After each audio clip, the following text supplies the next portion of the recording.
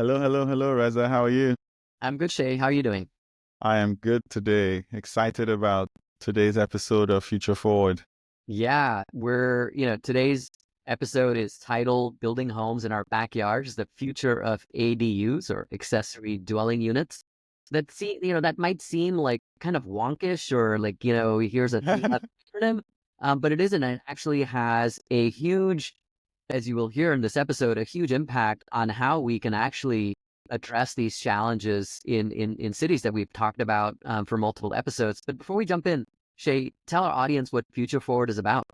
Yes, welcome to our new listeners and to our old listeners. Welcome back. Thanks for joining us as always. This is Future Forward, and it is a conversation, really. A conversation Reza and I have been having for years that we thought we should bring you all into. And this conversation has centered around cities, the history of cities, how we got to today in the cities we live in. And then we provide some strategic foresights, which for our old listeners, you won't be surprised. The past, the history always seems to show up in our future projections because the threads are purely around how do we build thriving cities, sustainable communities in the future. So, as Reza just mentioned, today's episode is the short title is The Future of ADUs, but it's really about building homes in our backyards. What is this ADU thing, Reza? Yeah. So imagine turning a garage, a basement, or a small backyard into a home. How could adding these homes within homes change our cities, our neighborhoods, and our lives? That's really the premise of this episode. And so we'll cover this concept of ADUs. They're also known as granny flats, casitas, in-law suites, and we're going to discuss why they're emerging as a really pivotal tool for addressing housing shortages, housing equity issues, particularly in cities that facing affordability crises. But before we sort of talk about like what's happening today, let's take a little bit of a historical context. Sort of where did this concept come from? So ADUs have a long history. It goes back centuries, though they weren't always called that by name. The concept, this current modern concept, originated in the United States during the 18th and 19th centuries, particularly as carriage houses or servant quarters that were common on larger estates. These early versions of ADUs, they were detached. They were typically located above garages or separate cottages. They provided housing for domestic staff or for extended families. Now, these ADUs gained popularity in the 20s and 30s, the 1920s and 30s, as granny flats or in-law apartments, when multi-generation living was much more common, partly due to the economic strain of the Great Depression. But after World War II, there was a significant shift towards suburbanization and single-family zoning policies, which restricted the construction of secondary units in many neighborhoods. And this led to the decline in formal ADU development, which I find really interesting, that like used to exist. Then we had this whole single family concept. It led to a decline. So as you can see, and we've talked about in prior episodes, the trade-offs of regulations and the unintended consequences of doing certain things. And this is one of them. Yeah. So the modern ADU movement started to pick up momentum again in the 80s, primarily in response to this affordability crisis, this affordable housing crisis and changing family structures. Portland, Oregon was one of the early U.S. cities to establish supportive policies. They passed an ordinance in 81 that allowed ADUs on single-family lots. California, too, became a leader in ADU development. They enacted state laws in the 80s and 90s to support them, and the state has continued to push ADU-friendly legislation. So it was interesting to study up on this history because I thought it was more modern than it actually was. But Jay, I think you have some threads to pull on this, so I'm curious to hear your thoughts. Yes. I think the thread. First off, thanks for sharing all that history. It is fascinating how we've consistently seen as we look at all these topics in cities, something happens that sort of fractures a path that we were going in our cities, and then things slowly start to go back to that. And in this case, it was economic situation, Great Depression, and it became necessary.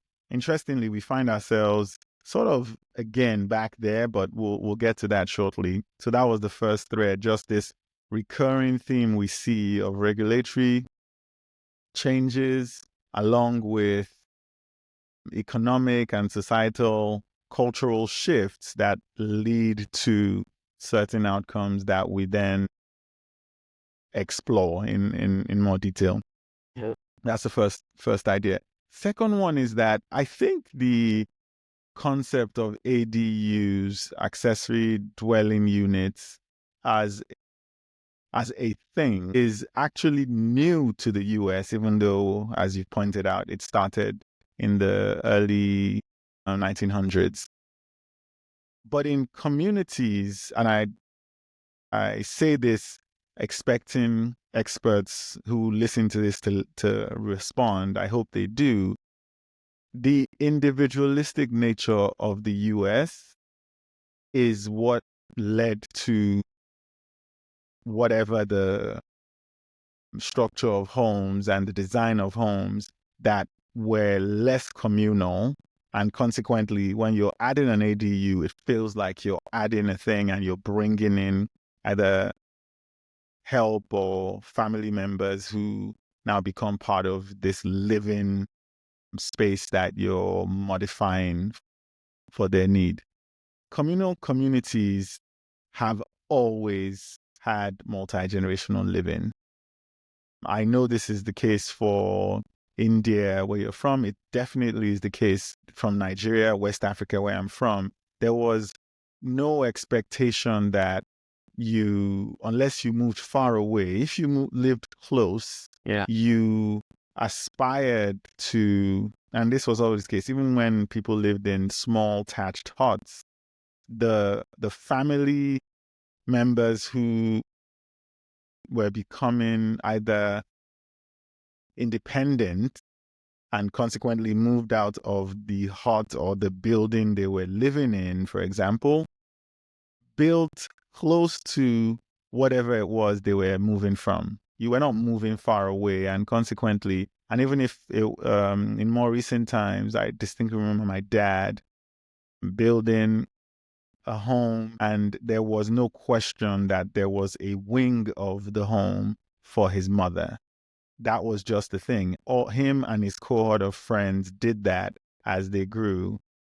And so the ADU idea, which, yes, we're seeing a lot more of it in the US, I'd suggest is newer to the US, even though we know it started over 100 and something years ago here. But it's been the culture in less individualistic communities here. I think that's a really good point, Shay, because it is true. I mean, my grandmother lived with her son and his children all in a home, larger. Yes, And yes, so in some ways, ADUs are not ADUs are a concept that we're trying to append to the way that we have built the system of housing in the US. exactly. And that system has not been created to allow for multi-generational living and affordable Yeah, living for all generations. And so yeah, I think that's a really critical point. And in some ways, I hope that our discussion about ADUs can prompt some thinking about like historical reasons for why this is a good thing. And I know yes, you're going to bring up some examples from your life yes, in the yes, US trying to address this challenge. So let's yes. sort of jump into where we are with ADUs. I'm going to start with, a few stats, a few examples. I'm Please. going to talk about some benefits of ADUs, some Yes, of the constraints and challenges. And then I'm going to use Austin as example that has been trying to add regulation to address ADUs and and the affordable encourage. Yeah. crisis. So let's start, and I'm going to primarily talk about the U.S. ADUs. They're particularly popular in high demand regions like Los Angeles, New York, Portland. Across California, interestingly, ADUs account for up to 20% of new housing permits in cities like Los Angeles. And so that's pretty important to the housing policies that have been created over there. In New York, the Plus One ADU program provides funding to expand ADUs, and it reduces some of the barriers to homeowners, and still protect the neighborhood character. There was a 2020 report from Freddie Mac that found that the national share of active for sale real estate listings with ADUs had increased to 6.8% in 2019 from 1.6% in 2000. Half of the 1.4 million ADUs identified in the study were in California, Florida, Texas, and Georgia. These are all fast-growing states that are trying to deal with this affordable housing crisis. California has a useful template for cities. In 2016, the city began passing a series of bills to encourage development of smaller housing options. So the number of permits issued statewide for ADUs jumped from fewer than 1,300 in 2016 to more than 24,000 in 2022. So they're seeing some success over there. International, like I tried to do a little research on international ADUs, and they have traction in cities worldwide, including Vancouver, where there's some lenient regulations that have spurred backyard cottages. Countries like Japan are exploring similar models as urban populations age and multi-generational living becomes common. But I think this is probably a Western challenge. So I think it warrants us sort of exploring a little bit more on the international side. I would say that, this episode's a little bit more US skewed. Eccentric, yeah. But before I jump into the benefit of ADUs, maybe some comments about this trend that we're seeing Yeah. in the US. Yeah, and thanks for those stats. It is fascinating to see how when encouraging policy kicks in, people respond. That's really what the California example shows. And if we're still scratching our heads about the fact that, man, we need to address the affordability of homes, availability of homes, we should really just go back to policies, maybe the simple recommendation there, because when you put the right policies in place, things will happen. That's one quick comment. The second one is, yes, I do agree about the nature of the difference between the rise of ADUs in the US and the high demand areas of the US. And we have a personal example that I'll share. But again, I'd almost suggest that the reason why it's more difficult to find data about other places is because this is the norm in many of those places. And that's a really good point.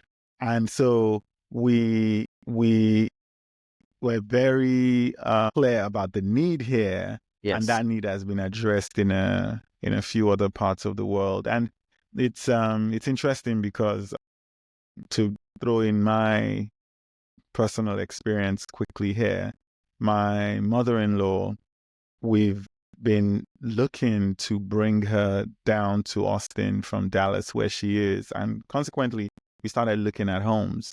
Yeah.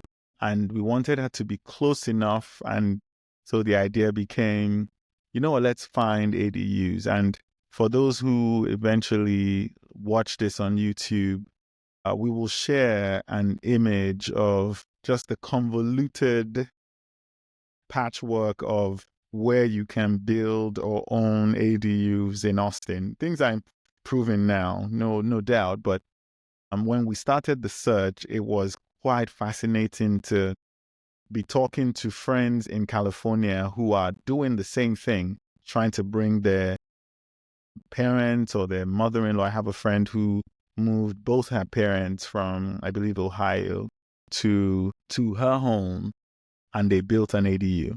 Yeah. Comparing notes, it was tough to even first identify where we could be to build an ADU. And then we found a few places where developers are working on ADUs. And so we visited a few, but then a few things propped up for us. And you actually helped shift my thinking about some of the things here. But that's really where things stand.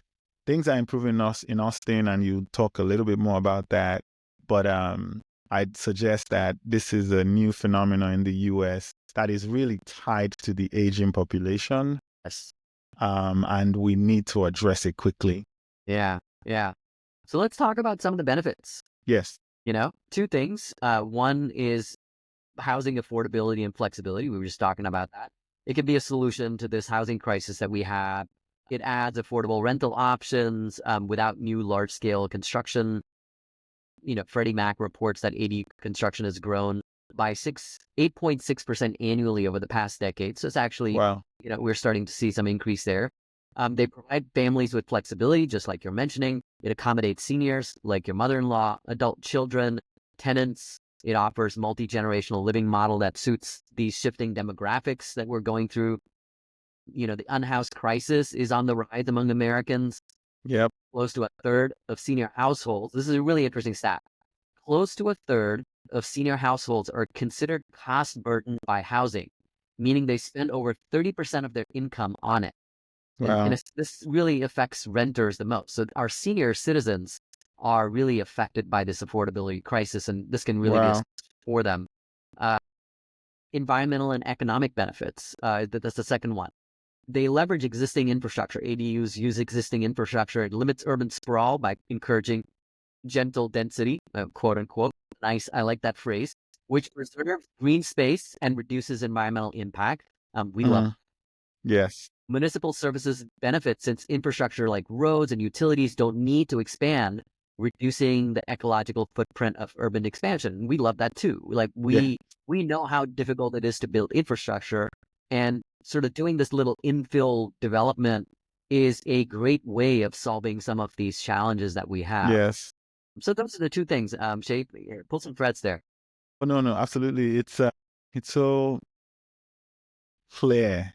The benefits is maybe the simplest way to say it, because my mother-in-law got 2 kids, and the times we spend with her, either in Dallas or here in Austin, they and the kids get to experience with her. We see how much it benefits the kids and how much it benefits her. She has to be a lot more vibrant and active around the kids, Yeah. which keeps her healthy and going. And in the same vein, the kids have to just engage and learn and just expand their perspective of how much they are part of a family when she's around. And I think in this age where we talk about the loneliness crisis in the US, which the Surgeon General has declared an epidemic in itself, these just opportunities to live in the same space or a shared space with across generations is part of how we address that problem. That's one. The economic benefits, again, obvious. Yeah. We share expenses would be the way you'd probably like to think about it. Shared expenses as you live in the same space, reducing how much you're spending separately. I will say, though, that your point about renters suffering the most in these economic times is so true. And unfortunately, it is almost impossible. There's this privilege that we almost ignore that exists when you can make a decision to have an ADU or to co-locate with parents or older kids. There's this unintended or unrecognized privilege, which means you can own a home. Yeah. And that is not the reality for a lot of people in the US. So we need to also consider policies and approaches that can allow everyone, we always talk about equity, approaches that can allow everyone to benefit from the clear advantages you get from shared living in accessory dwelling units. Yeah, I love that. I love, both, talking about your mother-in-law, how, having a grandmother around, just that sort of the intergenerational Absolutely. topic that we brought up in other episodes. Yeah. So first of all, I have so many good memories of being around my grandmother Yeah. a week when I would go and see her, and that wisdom that is passed down Absolutely. to that generation. And just like we seem to live in a generation that's sort of just disconnected from up and down the age Yeah. structure. Yeah. And then your second point about like we should solve this problem of ADUs not just for you know us that own homes, but also Hmm. others that might not own Yeah. homes. So I think that's a really good point, which takes us to like what are some of the challenges and Challenges. controversies of ADUs. So first is sort of cost and affordability of ADUs. While they sound like a great solution, and while they are less expensive than traditional housing, they are still costly to build. So in California, the average construction cost for an ADU is around $150,000. That is not small beans. That It's not. when I read that, I was like, oh my God, that's a lot of money. It's not. Yeah. And so this could really be a challenge, and it could be further compromised by rising land values and in high demand areas. Yeah. Obviously, the second one is regulatory and zoning issues. We created this problem. And so ADU expansion is hindered by zoning laws that we've formed by Yeah. NIMBY, not in my backyard sentiment, Yeah. as some residents oppose the perceived density increase and the potential effects on property values. Like we don't want our neighborhoods to change, and people want to keep these things out. It's sad. Very. And then obviously local governments face challenges balancing state mandates with community specific concerns. Like some states have mandated what they need to do. So California, the recent laws face pushback from local governments advocating for more control over zoning to avoid overcrowding and preserving neighborhood aesthetics. And sometimes people use neighborhood aesthetics as a way to not change anything. I know that's true in my neighborhood. I think that's a critical thing to think about, is like, how can regulation be done to where communities have more say in what their area is doing? And we've talked a lot about that, like Yes. decentralizing that down to communities, because that's probably the best place to address some of these. So let me pause there, Shay. Yeah. It's again really, really good points. I was visiting with a friend, Samia Kana, who is in California, and this is his work. He focuses on multi-generational, the health benefits of multi-generational dwelling, housing, and the connection with resources, and how we can essentially create healthy living through the regulations and policies that make homes affordable, available across generations. It's super fascinating. We should probably have him on at some point. And we walked from the location where we had lunch to his street, and he pointed to a few homes in his neighborhood where the ADUs in the back were bigger than the home in the front. Hmm. This is in California. Wow. And you can immediately see how the neighbors who don't have ADUs will have a problem with that. Because what is the home property value impact when the home right next to you is now essentially double the size, even though it used to be relatively same or similar?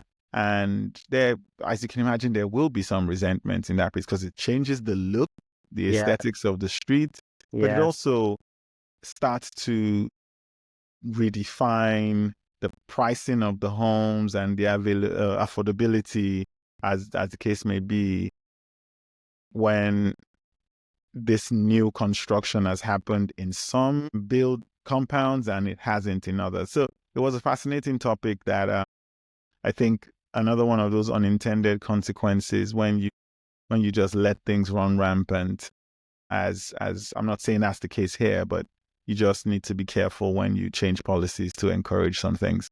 Yeah. So let's talk about a city that's trying to change policies and in Yeah. fact there's still some controversy around what Austin's trying to do. So let's talk about Austin. It Yeah. had a new ordinance called HOME, HOME, which stands for Home Options for Middle Income Empowerment. It was introduced to expand housing options and address the affordability issues that we face in Austin.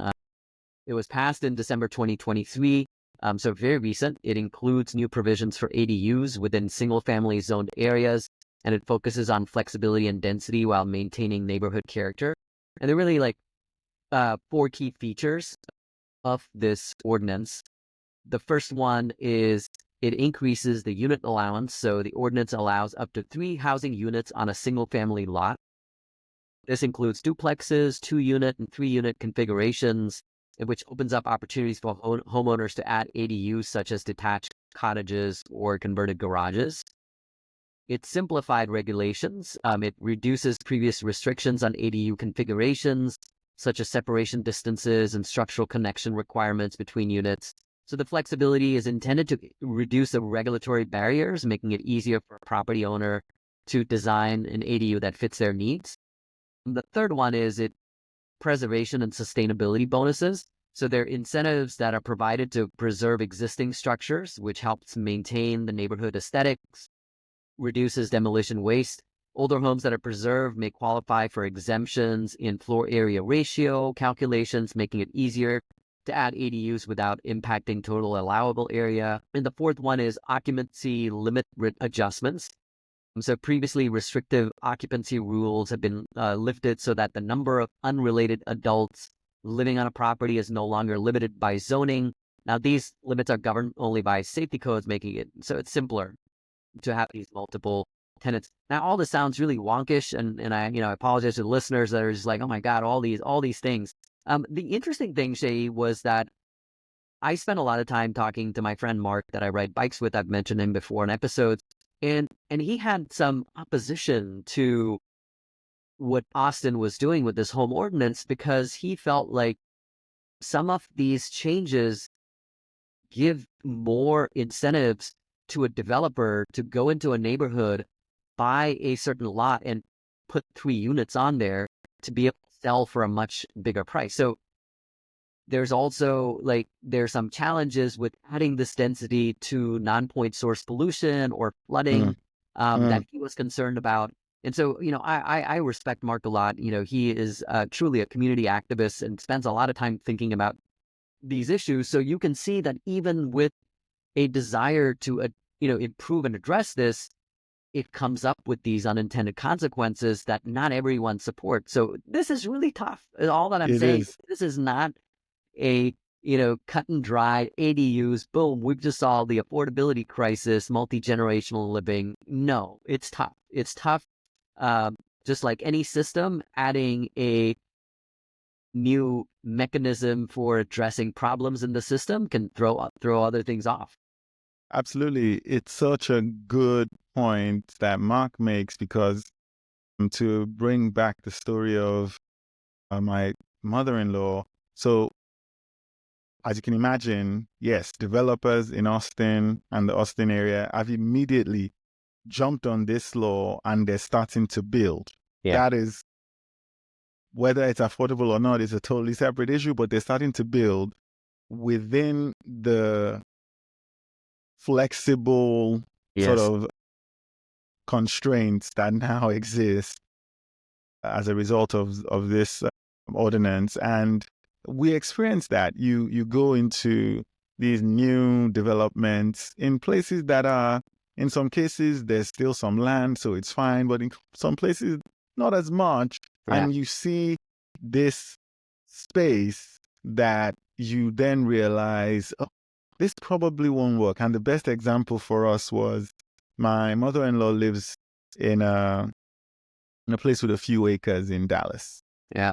And we comes over, we go visit one of these new developments that has popped up as a result of the changes in the ordinances. And she walked in and we immediately knew she wasn't interested. Why? The fence is right by the window of the room. There's no space in the back because you shoved a few buildings on the same lot, Yeah. and the rooms are tiny compared to the experience she's had. And again, a lot can be said about the size of homes in the US and how we can do better there. But if that is what some of these older members of families that are looking to relocate and live with their loved ones, intergenerational living with their loved ones, you don't expect them to just immediately discard the habits they've built for 40, 50 years. Yeah. They value their space, and now you're cramming them into this like Yeah. small constraint is maybe the best way to frame it, space. And there's that emotional dislocation that they're Yes. having to deal with that Yes. is now worsened by some of this very commercial Yeah. commercially driven attempts to capitalize on the home ordinance in Austin. And that was an interesting one for us because we hadn't really thought about the negatives Mm, as Mark expertly, and this is what he does. So yeah. he's very clear about Yeah. it. And we hadn't, but we experienced it as we were visiting one of those locations. So it's a real big issue. ADUs won't be the silver bullet without a doubt. We know Yeah. that they're just going to be a part of it when properly utilized. We'll say that Jay is, as you were talking about, sort of your mother-in-law's experience of going into going into that home and the feeling that she had there. I will say that's a problem of design. An architect didn't design it well. That Yes, comes, 2 episodes ago we talked about the future to of go. architecture, Yeah, how neuroscience tells us how we feel in a space. And yes, you should have a exactly. window right by a fence. You should have window looking out into an open area. And there's a way to build Yeah, to do that, even with less space. I mean, there are cities around the world where, people live in spaces smaller than the U.S., but it's designed in a way absolutely. to feel right. And so, Absolutely. the challenge is that we haven't sort of um, found our architects to help us through this challenge. They're not a big enough stakeholder, valued enough stakeholder in addressing this challenge that we have. So, Which came up in that episode. okay. It's so true. The developers aren't working with architects No. they're just taking the Yes. stock building structures that they designs that they have and trying to plump them in a Yeah. space because some ordinance has changed. So that absolutely is such a good point you make about the poor design and lack of human-centered design in the considerations there. So Shay, let's touch on our 21 laws. Looks like we have two Yeah, that really apply well here, and then I'll jump to the sort of the future strategic foresight before we close out our episode. fantastic. Yeah, so two laws. The first one being that urban density drives efficiency, and I love the way you reframe that into gentle density, if I remember correctly, is how you framed it. And the idea behind this law is that higher urban density, when thoughtfully planned, can lead to more efficient use of resources, reduce carbon emissions, and improve quality of life, which is what we're talking about as a need that in some cases isn't being addressed with the poor design of the ADUs. But the idea is based on this law is based on research from Newman and Kenworthy, 1989, where they established the relationship between urban density and energy consumption. And as listeners of this show know, one of the themes for us is sustainability. And if you can cleverly design and provide resources for people in slightly more dense cities, we improve how we manage our resources. The consequence of not doing this, as you can imagine, which we're experiencing in the sprawl that we have nowadays, is that infrastructure costs will increase, we use more energy, and there's more environmental impact. And I'd say one that they didn't touch on, but is critical, and we talked about, is just this fracture of the bonds that families build and across generations if we don't cleverly define the efficient density of living spaces in our cities. The second law, affordable housing ensures social equity.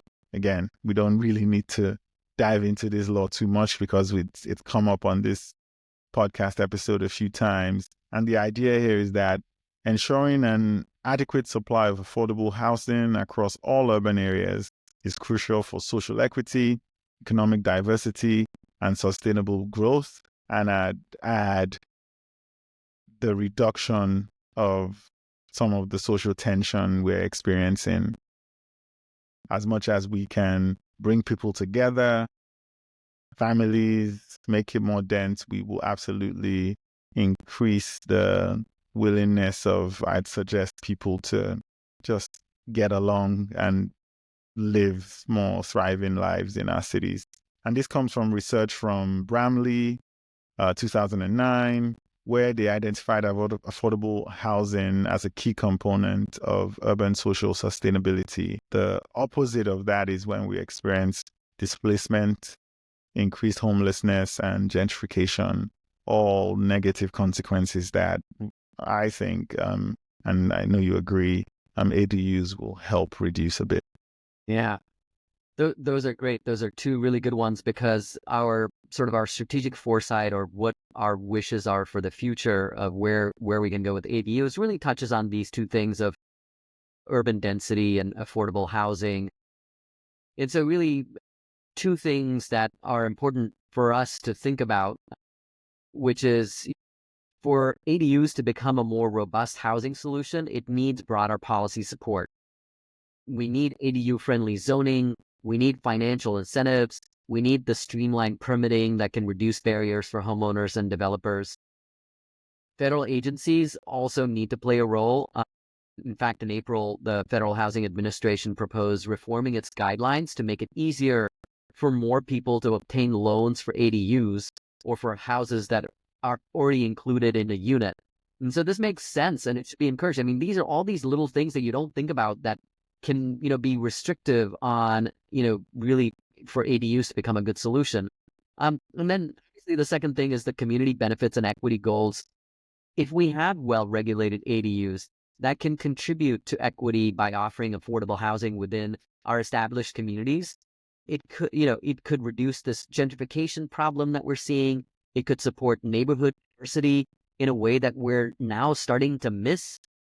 So ensuring ADUs are built, also, ensuring that they're built in transit accessible areas, they can maximize their impact on reducing car dependencies, especially for those seniors, and it supports our, these goals that we have of sustainable urban growth. So I believe that, ADUs can be a really significant solution for the challenges that we face, especially in the US, but other parts of the world that are becoming more and more modern and less multi-generation or less traditional, like we used to see. It can be this missing piece in creating affordable, sustainable urban neighborhoods. It won't solve the housing crisis alone, but I think it's an important part of a multi-solution approach to urban sustainability and community vitality. I 100% agree. And thanks for those strategic foresights, Reza. I have seen, and I can imagine some of our listeners have as well, just how much benefit intergenerational coexistence brings. When you have multiple generations of a family getting to exchange, to share a meal. We do this in the US, it tends to be a lot around holidays and celebrations. Yeah. Where we talk about, man, we're having such a great time with our families because grandpa's there, aunts and uncles are there, whatever it is. Why can't we just live like that? We can. It's what ADUs enable, So I think policy changes and just this shared goal and desire for more communal existence, I think, is absolutely the way to go with bringing ADUs into our cities. Yeah. So I have a call to action before we jump the mailbag. I love it. So the call to action. You know, think about these ADUs. Think about this pathway of ADUs to a more resilient and connected community. Should you consider an ADU? Or as you talk to your friends, are they thinking about ADUs? Explore what your community, what your city, what your state offers for ADUs, and whether it'll benefit your family, your friends, your community. And think about these topics and push your local, representatives to think about doing this in a way that benefits your community and not just maybe developers or these other parties that might be less inclined to helping us with our communities. Yeah, I I love the call to actions. It brings it into people's hands because yes, we will all have to collectively take these actions, make these moves to bring these thriving and sustainable city futures that we all desire to life. Yeah, yeah. So let's jump to mailbag before we close. Shay, any mailbags that you have? Yeah, so the mailbag this week is from a listener who's already given us a couple mailbags, Jasmine. And the idea was for us to dive a little bit deeper into parenting in cities. Mm, That there's so much that can be explored there. And we've touched on it a few times, the Parks and Recreation episode and some of the other more culture-centric episodes where we've touched on, but that there's so much more in just impacting yeah, parents in cities because of just how our cities are structured.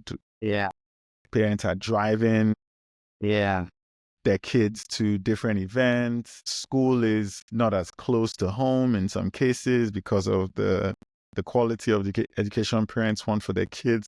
And consequently, parents are experiencing so much stress in cities, yeah, which was one of the things the Surgeon General also highlighted a few months ago, that how can we design our cities to reduce this stress on parents? And I thought it was a fantastic yes. Actually, we suggestion. got to do that. Yeah, Yeah. that's an episode. Okay, Yeah. do it. Thanks. It is. It I, absolutely is. I just as you were talking, I was like, yeah, why this would be a great episode. Absolutely. So thanks to Jasmine for that. And we'll definitely add that to the list. It's a long one, but we'll add that for sure. Yeah. My mailbag this week is from a friend of mine at work, Nick. He sent me a Slack. He's like, "How did I not know that you were doing a podcast? I'm Yes. trying to catch up as quickly as possible. I'm at episode 14, and I'm really enjoying it. So I Awesome. appreciate Nick reaching out. I really enjoyed working with Nick. He's a product designer. Nick and I and another colleague of ours, John, we have a patent together in the first year that I was working in the place that Awesome. I'm right now, and so just an Awesome. amazing like collaborative group that we were, and in working together. So I really appreciate him listening, but it also made me think, sort of, to step back and think about, like, who is our audience, and why are they listening Yes. to Future Forward? And the sense that I'm getting, and you and I are sort of thinking about this, is that you know he's a pretty typical sort of in the city, in a second city like Austin, a second tier city. There's no judgment, to be sort of are a little smaller than a New York City or Just Chicago. yeah. A younger professional, earlier in their life. He has young kids, works in tech, but he's very interested in this topic about cities because he lives in it. He wants to understand, how can we solve problems that we face. In fact, he built an ADU in his backyard. He was telling me the last time I saw him at the office a Wow. few weeks ago, he's building an ADU in his backyard, moving his mom from Los Angeles. And so these topics are really topics that all of us are grappling with. And I Yes. think that's why we have this great interest from our listeners. Not patting themselves on the back, but I think we're finding people that are resonating with what we're talking about. So I want to thank Nick for reaching out, telling us that he's enjoying it, and I can't wait for him to hear this episode because I know that Nick and I will have an interesting conversation about it. I can imagine. Yes, it's resonating so much, and we will absolutely continue to touch on topics that matter to our listeners because just the clarity and our love for cities is showing up. And Jasmine, Nick, thank you for reaching out. And for the rest of our listeners, feel free to reach out. We love your comments. You introduce us to new things, new ideas, new books. And as you can imagine, that comes back into the show and we can continue to deliver to you. Yeah. Yeah. So with that, Jay, we're gonna call this a close. We ask our listeners to, like and subscribe, to rate and review. That makes a huge difference for other listeners to find us. And we always ask, share this episode with someone that you love, someone that you care for, a friend that will find this interesting. But with that, I had such a great time in this episode, like we always do. So Yes. thanks, Jay, and thanks everyone. Yes. Thanks so much, Reza. And to all our listeners, we'll see you next time. All right. Bye.